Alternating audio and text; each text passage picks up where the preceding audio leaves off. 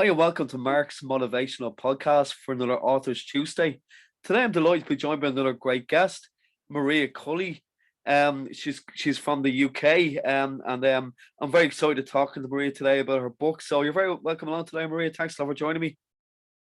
Hi, thank you so much, Mark, for having me on. Exciting times, and thanks again. No, brilliant, thank you. So, would you like to we'll just start the podcast off? If you'd like to tell the listeners a little bit about yourself and your background in writing, please, would be great. Yeah, sure. So I actually work in the early years industry. I've worked in early years for the last 15 plus years.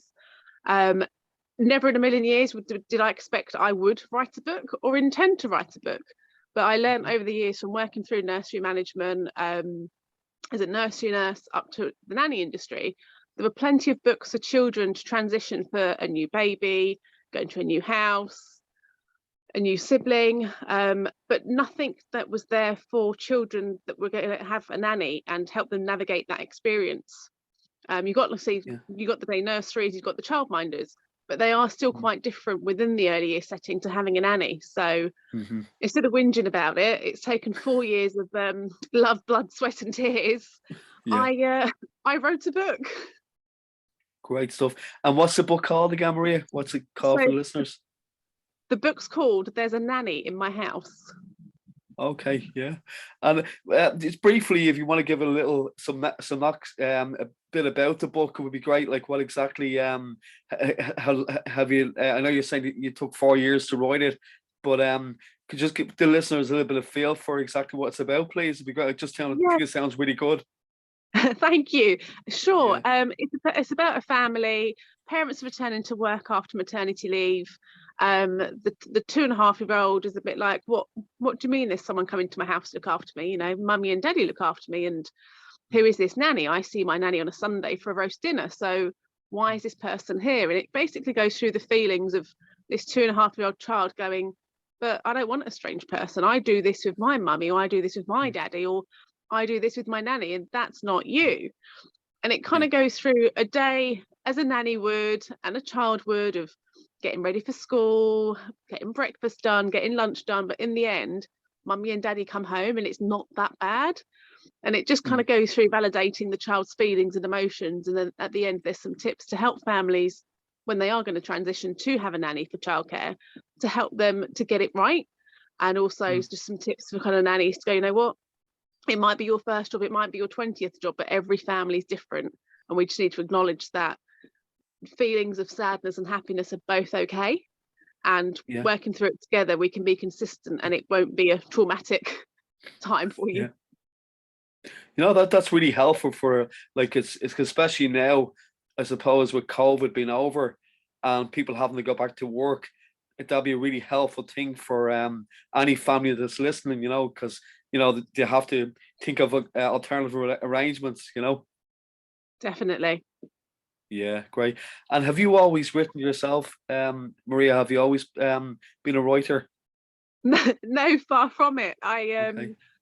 I've never written a book before in my life, apart from I did this one. I am actually already working on the second one, which is about the feelings of and validating the child, not just the family, but the feelings of the child too, of when their nanny leaves, because it is such a special and personal bond that everyone has with their family and nanny. You've got to get it right. You know, times change, different things happen. COVID strikes being one of them, that kind of threw the world upside down for everyone. And it's just been able to help validate and acknowledge that we can get through this. It's not going to be difficult. It's not going to be easy. It is going to be difficult, but together we can get through it and it'll be a smooth transition, whether you're welcoming a nanny or your nanny's leaving after however long. Yeah, that's great. It sounds brilliant. Well done with it. And have you self-published this book, or have you got a publisher yourself? So I've got a publisher called Maybelline Stanley, and I had a lovely young girl. She's a university student just finishing her illustration degree, called Madison Plowson. So we teamed up together, and I released it last week. Yay, brilliant. And do you have a picture of the book for people to show people if that's watching on YouTube? So it's on Amazon. You can buy it straight from Amazon, so it's international, and the postage and all that is worked out from the country of buying. it was an easier way to do it that way than to lock it into one place and then get extortionate sending costs. But I've got a copy here. I'm just not sure how well we can see it, but that's it. Oh, that's cool. That's really good. That looks really good. So it is on Amazon. So you can share the links for the book, and I can put them in the show notes for people to check out and buy as well for you. That would be amazing. Yeah, no, brilliant. And how did you find writing through COVID? Did you find that challenging yourself as an author? I think really that's what kept me going. I mean, at the beginning of COVID, I was repatriated back to the UK. I was working overseas as a nanny.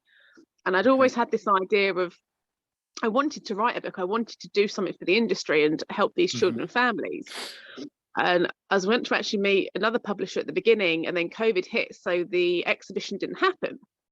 So I was sat there like, well, what can I do? I need something to focus on. I need something to do. So it kind of just re-kicked me to get back to my manuscript and add to it and make it even more relevant, because I felt like it was needed. And thankfully, Mabel and Stanley thought the same, and we went in it together. That's brilliant. No, well done. And did you find it difficult, Maria, like at the start to get a publisher, or how did you find that experience yourself? That was tedious. As I found out, there are a lot of vanity publishers out there. I mean, some of the quotes I was quoted for books as well, to even be considered, it was like, so I'm paying you how many thousands of pounds to do what exactly? And then some of them were like, oh yeah, we'll do it. We'll distribute it and we'll send it to all these people. I said, great, who do you know in early years? Oh, if you pay us the fee, we'll let you know once you've done it. So you can't actually tell me who you're going to talk to without me paying you thousands of pounds. In that sense, to me, you just weren't credible. And some of them really pushy. Like even now, I've had emails from the same publishers I approached before I knew what I did, saying, oh, you know, we'll publish your book. We can do it in 3 weeks. And I'm like, it's already been published, thanks. And no. And you still do get them, and they start messaging you on WhatsApp going, we haven't had this, we haven't had that. I'm thinking, no, that's because I've blocked you, because I don't want to work with you and you're just after my money. So I was recommended Mabel and Stanley through another early years colleague, and she was like, have a talk to her, see what she thinks. You know, she really does vet her work and who she wants to work with. So it may work, it may not work, and thankfully it did work. So we did the book together. Yeah, that's great. Well done. Because a lot of people, myself personally as well, because I'm a first-time author myself, I haven't tried to get a publisher yet. I just self-publish it, because a lot of people do that to start, don't they? Like they would. There's probably an option you thought of. Was it? Or it was. I just didn't know where to start, to be honest. It was one of them ones where, after all these years of going, oh, you know, I did a bit to this manuscript. I mean, I can't draw, by the way. So my stick people renditions of my illustration notes were hilarious. I mean, my poor illustrator, I felt so sorry for her, because at one point, just like the first 3 pages, I had about 4 pages of illustration notes, because I didn't want to let go. I was like, this is my little baby that I've been working on. So in time, we got there. Otherwise, it would be a stick book and still on sheets of paper. Yeah, I hear you. Mine would be exactly the same, Maria. But it's so important, isn't it, to have illustrations? But isn't it? I think it's so important. Totally, and especially being a children's book, it's what brings the story to life. Yeah, no, exactly. And as well as that, Maria, do you kind of have a strategy you use yourself for writing? Would you kind of write a certain amount of words a day, or what strategy would you use yourself in your writing? It's one of the ones where I usually found if I sat down and needed to do it, I couldn't do it. So I'd usually end up, early hours of the morning, I'd wake up and go, oh, I want to add that. So I'll scribble it down on a notebook. And then usually 3 or 4 days later, I find all my sheets and go, right, this needs to make sense somewhere. And then I'd write it up, save it, and then I'd start reading it, and I'd be like, oh, there's something missing, leave it, go back to it. Because I mean, I'm still working a full-time job at the same time. So I might be doing something, but like, oh, actually, did that in my job today. That would be really relevant. That's something that wouldn't just happen just to me. Like, Daddy looking for his keys for the 10th time that day. But no, because it's funny, because a few people I've had on the podcast are exactly the same. they'd probably wake up in the middle of the night and they'd get an idea and just get on their notes on their Scribble it phone. down. Yeah, that's a good idea. I mean, it might It's a not good make any strategy. sense the next day, but eventually it does. Yeah, brilliant. No, thanks for that. And I suppose as well, Maria, what kind of keeps you kept you motivated in writing that book? Because it's a look behind Miss Mark's motivational podcast. Yeah. But like, what you have to go and ask that question. What kind of kept you motivated through writing the book yourself? I think the fact that I just knew at the end of it, I could go, oh, hello, sorry, the dog just joined me. The kill.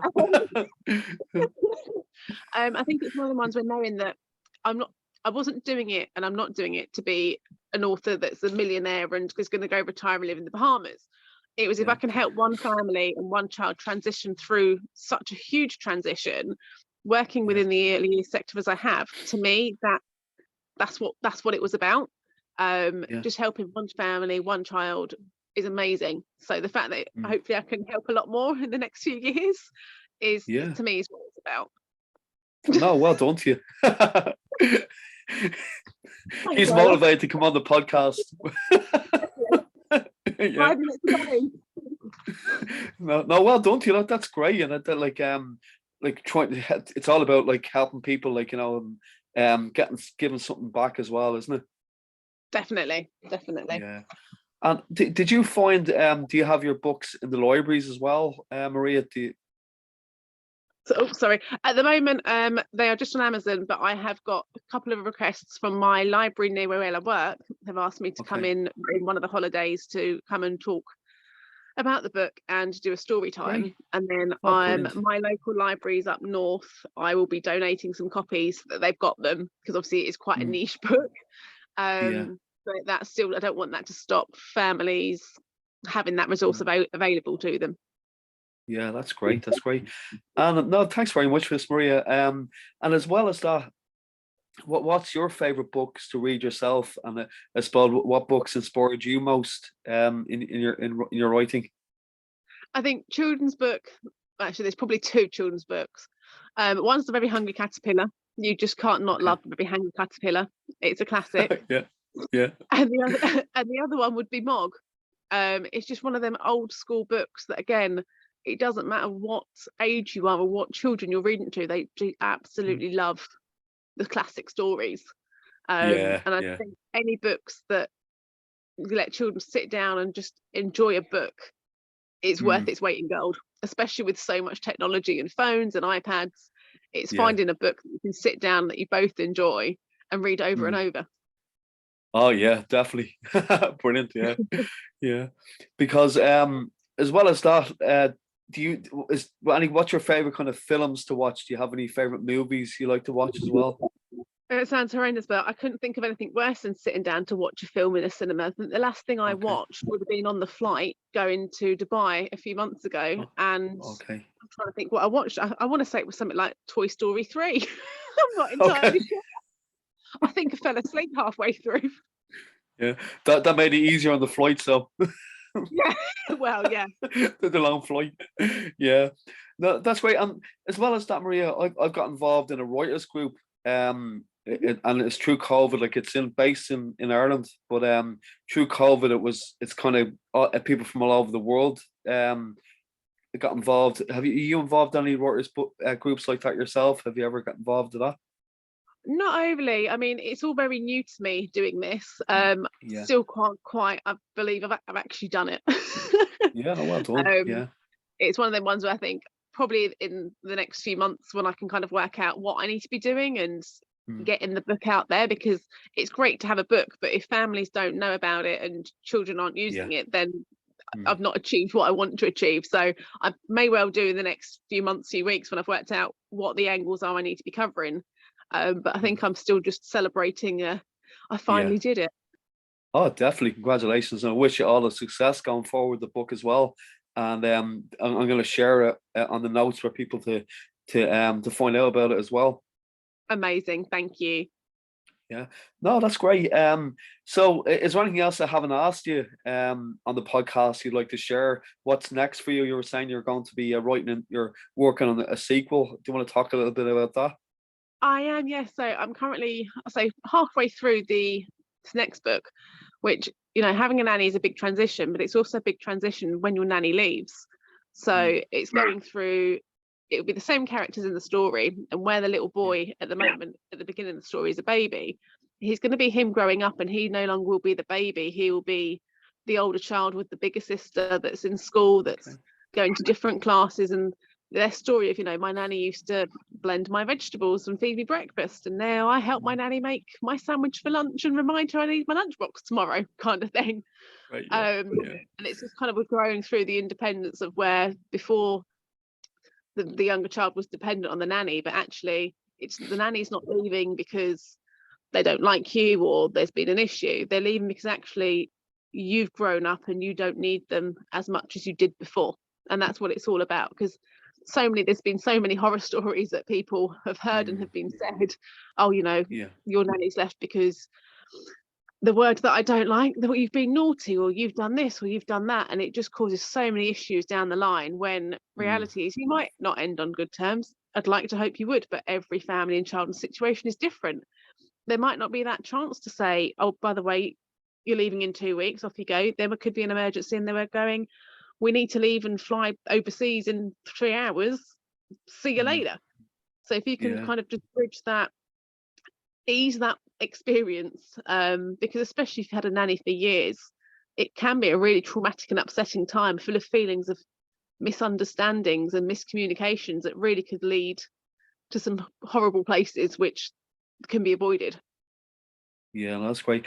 And as well as that, you have first-hand knowledge in your line of work to kind of you've seen this happen, like, so it's like it's your own market research. Definitely, yeah. I've been with one family, I was with them for 6 years, so I still get to see them now. Great stuff. And do you mind if I ask you, Marie? I don't want to put you on the spot, but no, don't get worried. I'm just saying, like, if you could give people a bit of advice from what you've done with your book to keep themselves motivated, what would you say in a sentence? I would say do it. It might not make sense at the time, but once you've put all the notes together, whether they're scribbled notes beside your bed or notes in your handbag when you sat on the bus or on a train, scribble it all together, write it all down, and then look at it with a clear head, with fresh eyes, but also talk to those around you and say, this is my idea, this is what I've come up with, what do you think?